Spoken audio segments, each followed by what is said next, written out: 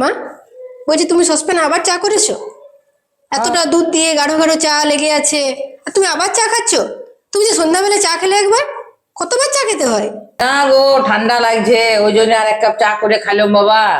আর সিঙ্গাড়াটাও আছে, ওই জন্য চাটা সিঙ্গাড়াটা খেতে ভালোই লাগে, ওই জন্যই চাটা করলাম আর এক কাপ। শোনো মা, দুধের অনেক দাম।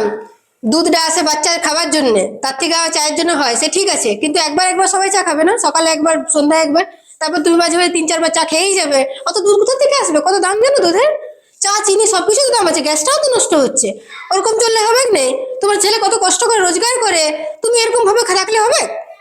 শুন, আমার বেটা রোজগার করে, একা তোদের জন্য করে নাই, আমার জন্যও করে। আমার কি এইটুকু অধিকার নাই আমার বেটার সংসারে যে আমি একটু চা করে খাবো? তার জন্য তুই এতগুলো আমাকে কথা শোনাবি?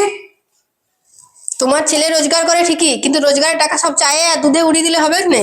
আমাকে সব সংসারটা চালাতে হয়, কত কষ্ট করে আমি চালাই তুমি জানো? সবকিছু আমাকে মেপে ঝুঁকে করতে হয়, ওরকম ভাবে খেলে হবে না। আজকে করেছো করেছো, আর পরদিন চা করলে আমাকে জিজ্ঞাসা করবে। শোন মা, আমার জানা ছিল না যে এই সংসারে আসি নিয়ে আমার 2-3 বার সারাদিনে চা খাওয়াটা তোর বেশি চোখে লাগবে। ঠিক আছে, এবার আমার জানা হলো, আমি আর অত চা খাবো নাই। তাহলে আমি নিজের গ্রামেই চলে যাচ্ছি, আর তোদের সংসারে আমার থাকে কোনো লাভ নাই। নিজের বেটার সংসারে আমার যদি সারাদিনে 2-3 বার চা খাওয়ার আমার যদি অধিকার না থাকে, তাহলে এই সংসারে আমি তাকে কি করব? আমার গায়েই ভালো। সে তুমি যা পারো করো, সেটা তোমার নিজের নিজস্ব মতামত, আমাকে বলো না। কিন্তু যেটা আমি বললাম সেজন্য মাথায় থাকে। কি হলো, বসে আছো? হ্যাঁ হ্যাঁ, ঠান্ডা লাগে তোমায়। একটা প্ল্যানিং করার ছিল। কি বলো? প্ল্যানিং বলতে ভাবছি, এবারে তো পিকনিকের সিজন চলে এলো, হ্যাঁ, তাহলে কোথায় পিকনিক যাব, কি করব, পেটুর জন্য কি কি কিনবো, ঠিক। সে তো সব তুমি ঠিকই বললে, কিন্তু আজ যেটা সন্ধ্যাবেলায় ঘটেছে তোমার সাথে মায়ের, এটা কি ঠিক হয়েছে?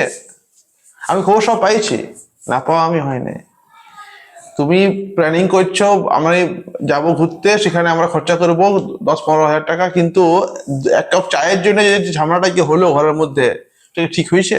যে আমার মাকে ভালোবাসা নাই, আমি মনে করি সে আমাকে ভালোবাসা নাই। আর সব এগুলো বলতে কি নাটক তোমার, এই ভালোবাসার নাটক। বিল্টু, হ্যাঁ, শোন না বেটা, কি হলো? চল না আমাকে একটু বাস স্ট্যান্ড ছাড়িয়ে দিয়ে আসবি চো। কেন? আমি আমার গ্রাম চলে যাব, আমি আর এখানে থাকবো না বাবা। এটা আমার ঘটেছে না, ওর জন্য ওকে আমি অনেক কিছু বলেছি। আর দেখো, ও তোমার সাথে খারাপ ব্যবহার করেছে, উচিত ওয়ার যাওয়া, তোমার লয়। আমার ঘর মানে কার ঘর? আমার ঘর মানে ওয়ারও ঘর আর তোমারও ঘর, আর তুমি আমাকে জন্ম দিয়েছো। তাহলে ও যদি খারাপ ব্যবহার করেছে, ও যাবে মা, তুই যাবে নাই। ছাড়ো সব, যোগে যা বলবি, অনেক কিছু ওকে আমি বলেছি। তুমি এই ঘর থাকো, তুমি আরামসে এই ঘর থাকবে, বুঝতে থাকো, যাও না। না না বেটা, আমি থাকবো না। যে সংসারে মায়ের সম্মান নাই, একটু চা করার জন্য বৌমায়ের এত কথা শুনতে হয়। আমার নিজের গ্রামেই ভালো বাবা, আমি ওখানে খাই না খাই আরামে থাকি, আমি আর এখানে থাকবো নাই। না, আমি কোথাও যাবে না, বাস যেটা আমি বলেছি সেটাই হবে। বসো বসো বসো, অত বসো, ঠিক আছে।